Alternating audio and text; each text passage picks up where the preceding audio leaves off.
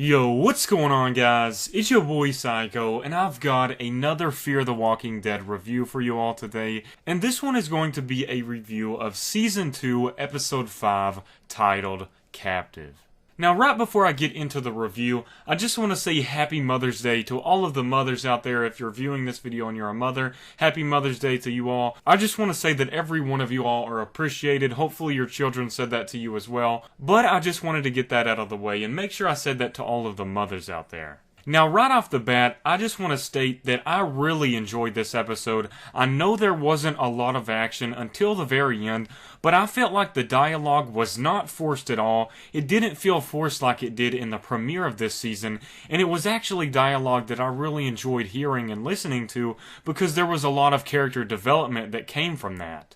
The intro felt like it was done very different from the normal Fear the Walking Dead intros, but I did like the fact that it mixed it up. It felt like I was watching the intro of Better Call Saul, or some other show that really focuses on cinematography like Hannibal, and it just starts out with this really cool slow burn and kind of a mystery. We had the music at the beginning and the steak getting cooked, and then we realized that that was Alicia with Connor on the freighter. Connor is a very interesting character in the fact that you don't really know if he is this good villain or if he's kind of this fair villain, like if you do something for me correctly, I'm going to give you something in return because I'm all about everything evening out. I like the fact that they added mystery to that, but they also gave us a duo of villains, such as how we have the other guy. He's straight up bad, we all know there's no good side to him, but this guy right here, it feels like he's kind of good, but he's also bad in a way, and there's a little mystery to him, and I actually enjoy that. I did find it interesting how I think Connor said we always give the new people a fresh meal, a good meal here, but then after he leaves, I think it was a little later on, Alicia talked to Jack and said that he made a steak for her, and then he says Connor hasn't ever done that for anyone else, so it made me wonder a little bit in that moment, is Connor lying to her? Also, I just want to say that pregnant woman was annoying as crap. I know she had a baby, but I just wanted her to die. I wanted somebody to kill her. That may sound bad, especially on Mother's Day, but I just did not like her at all. I know that was the purpose of that character, so the actor did satisfy that goal. In addition to that, we got some interaction with Daniel Salazar, Chris, and the other bad guy on Abigail. Now, this is probably one of my favorite scenes from this episode, if not my favorite. Even though it wasn't action-packed, it was a part of the dialogue that I just really enjoyed, and I really appreciated it. You could notice that the villain was really talking a lot, and talking about his past, and trying to give out all of these threats to these people. Just kind of that villain that runs his mouth a lot, and just is a smart aleck and tries to threaten people, and get them to fear them a little bit more. Now, my favorite quote of all time, probably one of my favorites of this whole TV show so far, was when Daniel Salazar said something like, "People who truly want to inspire fear don't tell people what they can really do."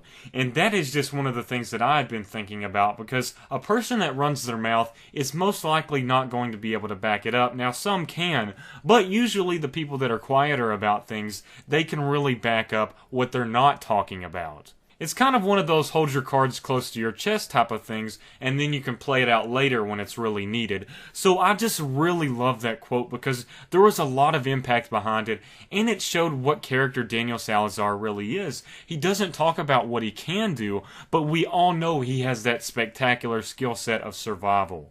Daniel really competes with Strand and Nick as my favorite character in the show, but I just think he takes the position for me. Daniel Salazar is my favorite character on this show. In addition to that little quote being cool, you also realize that not only is Daniel just there to heal the wounds, but he's also there to get a little information out of the guy. Even though the guy thinks that he is giving out threats, he's actually doing things that he's not aware of, such as giving out information to Daniel and Chris. I love how when Daniel walks out and talks to Chris, Chris really doesn't have any idea of what was going on there, and then he's like, well, this is awesome because he's given us a lot of useful information, and then it settles in for Chris of what happened. As soon as Chris says he was going to stick around, that just made me nervous because we all know Chris is this kind of annoying character sometimes, where he does stupid stuff that kind of screws over the rest of the group, and towards the end of the episode we definitely saw this to be true. But moving on, I really do think Daniel gave him that position. Just like Daniel told Ophelia, Chris is trying to get his mind off of things just by doing something and having this job to where he can finally get his mind off everything that's going on with his family. Personally, I enjoyed the scene with Travis as well. I know a lot of people don't like Travis, but I think that he does have a lot of potential, especially what we heard about him in this episode with his dialogue with Alex. Travis has always been a character that I really wanted to like, but I also wanted him to do some badass things and do these things that he needs to do to survive, and now we see why he has been holding back. When we saw Alex coming through the hallway and basically explaining everything that happened to Jake, I think that was the kid's name, of how she had to choke him because he was going to die and didn't want to drown and then throw him out of the lifeboat, we realized, just like Alex stated, that she gave the information to those people to find them. So when you actually go in farther and think about this, was it really Alicia's fault? Did Jack even tell the rest of the crew members about that? Because in the end it seems like Alex's information was the most crucial part. In my opinion, they might have actually lost track of Abigail, just like in the episode of where they went onto the island and it said they were no longer following them. That could have been the moment where they actually lost track of them, and then when Alex got on the boat and they cut her off in the raft, that was when it re-sparked that information of where the Abigail was heading and the people on that boat. So you could say that Alicia was actually not the cause of this, and I kind of think that it's interesting that they throw that in there because it leads to discussion and for others to decide on whether they think whose fault it was. Anyways, Alex was a character that I really wanted to like, but now to see that she ratted them out, I know there's going to be fans that are going to say that she's justified, but personally, I think that Alex is just becoming annoying now. I know that she went through a lot, but she really didn't have to screw over the rest of the family, especially when they actually did try and fight for her and help her out a little bit. Although she did see the transparency through Travis when she talked about how he knew exactly what he was doing by putting him in the lifeboat. To me, it feels like instead of just killing someone with a gun, you load up the gun and hand them the gun and they do it themselves. That's a metaphor that I feel like can really relate to this situation, but I thought that piece of information was very interesting because we saw Travis basically admit to that, and it was something that I didn't even consider just because we see that Travis is this mellow character and kind of peaceful because he wants everyone to survive and everyone to be okay, and now we realize after his dialogue with Alex how he's talking about how he doesn't want to change even though he's fighting really hard not to. He's trying not to change in front of his children because he knows that they look up to him and whatever he does is going to influence his children as well, and he doesn't want to be that bad influence. Just the fact of me realizing that he had this all planned out definitely makes Travis's character really interesting in my opinion. I actually think there's a lot more potential with Travis basically going over that deep end in the future and possibly becoming this more badass character. Moving back on over to Alicia's situation, we see her with Jack, and constantly I'm trying to figure out whether she actually is emotionally invested with this guy, or is she only pretending to be so just because she wants to get her family back. And I was leaning towards the idea of her wanting to get her family back more, even though it did seem at some points like she actually really liked this guy, and I do feel like she had a little bit of feelings for him, but she also knows of what he's capable of.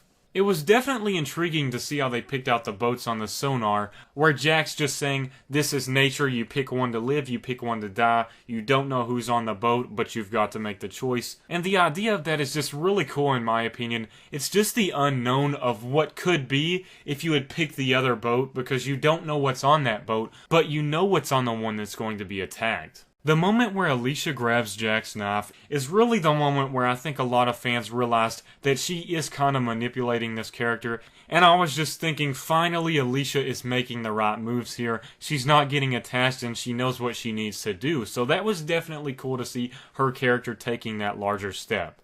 After that, we move on over to Strand, Madison, Daniel, and the new guy, and it was actually interesting to see Strand stepping out and putting his neck out for Madison and her family, but you could also say that he's just trying to make things even. He doesn't want to feel like he owes someone, and this claim definitely has some relevancy because, like we saw in his past, he owed that man money, and he says, I always planned on paying you back. So this shows that Strand is this character where he doesn't want to owe anybody anything. Even if he does take things from them in that moment, he wants to pay them back eventually, and he has plans to do so. Either way, it's kind of nice to see Strand being a man of his word and actually doing something nice for the people on his boat. He really was taking a pretty big risk by doing so, considering they only plan on taking 2 people in a time constraint. In addition, the dialogue with Strand and Daniel was really cool as well, where Daniel basically says, where's the skin in this race for you? And then Strand returns the idea back over to Daniel, and they both realize that they are kind of becoming this part of a family here, where everyone tries to help each other out. And that's definitely something that I've wanted to see in this show. Although conflict is a little interesting sometimes, it's cool to see these characters finally becoming closer and trying to help each other out. One thing that I forgot to mention that I just thought about was the information that Daniel gained from the other guy that Connor is actually his brother, and the backstory was really cool with that about his father and cutting his Achilles tendon, and that shows that Connor can be this violent character if he needs to, and if his brother is threatened, he's willing to go to those extra lengths to save him. That kind of shows the threats on the horizon of what could possibly happen to Madison's family over at the other place. Madison then calls for a trade on the radio with Connor, and I like the fact that she just straight up said,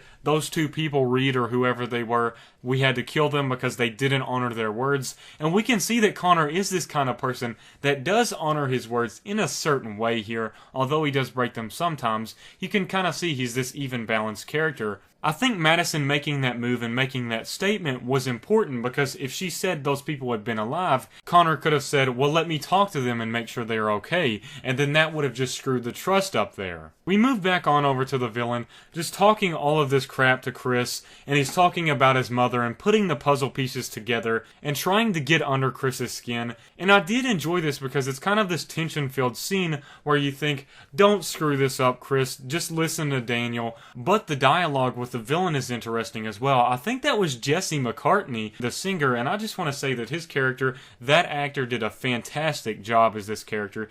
He was a really great villain that I actually enjoyed watching. Anyways, moving back on over, Nick sees that this guy is getting under his skin and shuts the door, and he tries to basically tell him, don't let these people get under your skin because you know how that works out. Later on, we hear the gunshots, and right as I heard them, I knew exactly what happened, and I thought, holy shit, Chris, why do you have to screw this up like you screw everything up? I was actually starting to like Chris a little bit, and then he just screws this up for everyone. Of course I can see why he's mad, but he has to think about the bigger picture here. He tells everyone that the guy's going to turn, but obviously people like Ophelia know that's not true, but I did find it interesting that he shot the person in the face and not the head, maybe because he wanted the guy to turn after he died, simply because he was talking about his mother turning. It could be a little deeper like that, but it could also be something small, but I definitely found it interesting that he shot him in the face, that way he would turn,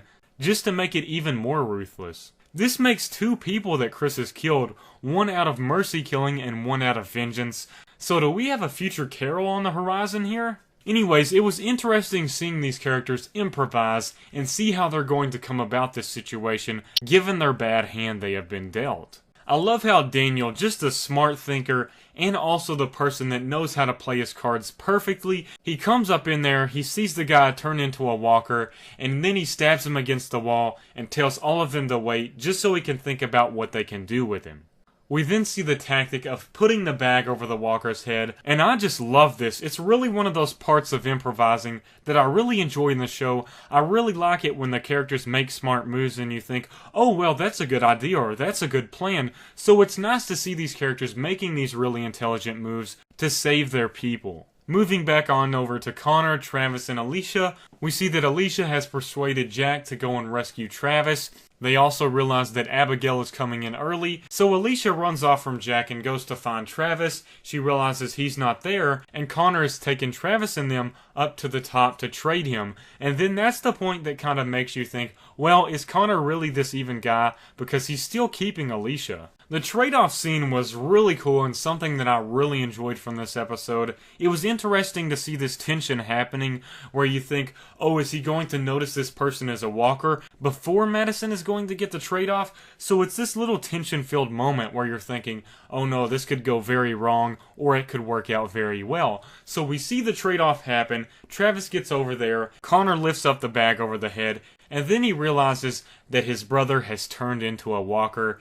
And maybe out of shock or whatever it was, just because he didn't really want to kill his brother right off the bat, he bites Connor and then shit hits the fan. We then see Connor's henchman. I think it was the guy off Better Call Saul named Nacho. Mako Mando's the actor, I think. It might have been this person, maybe I'm just thinking of someone else, but this really did look like him. He goes straight at Travis as Madison is untying him, and Travis just gives this guy the biggest badass headbutt I think I've ever seen in a TV show or movie. That was just so freaking badass. I love that scene.